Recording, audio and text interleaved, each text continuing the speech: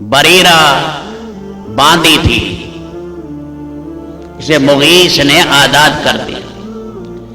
اللہ کی شان یہ رنگ کی حسین تھی اور مغیث جو تھا وہ رنگ کا کالا تھا۔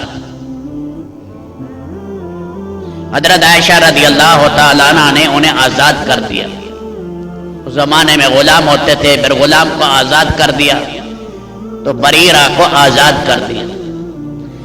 جب باندھی کو آزادی مل جائے پھر اس کی مرضی ہے پہلے خامند کے ساتھ رہے یا نہ رہے، شریعت مطہرہ نے اسے اجازت دی۔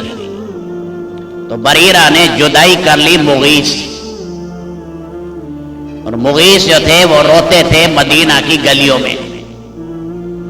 حضور پاک علیہ السلام نے فرمایا اپنے چچا سے، چچا یہ محبت بھی ایک فطرتی چیز ہے، ادھر دیکھو مغیرہ، ادھر دیکھو مغیث جو ہے بریرہ کی محبت میں رو رہا ہے اور بریرہ نفرت کر رہی ہے مغیث۔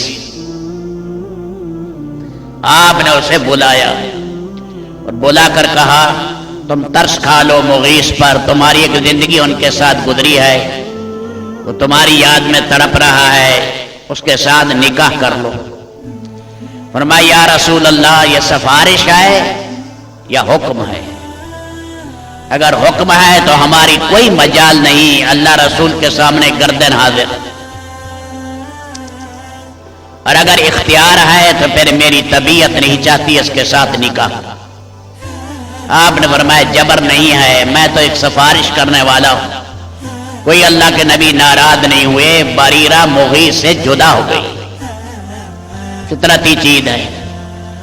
سفارش میں یہ مانا نہیں کہ میری سفارش نہیں مانی، سفارش میں دیکھ لے، ماننے میں فائدہ ہے نہ ماننے میں فائدہ ہے وہ دیکھ لے، موقع بموقع۔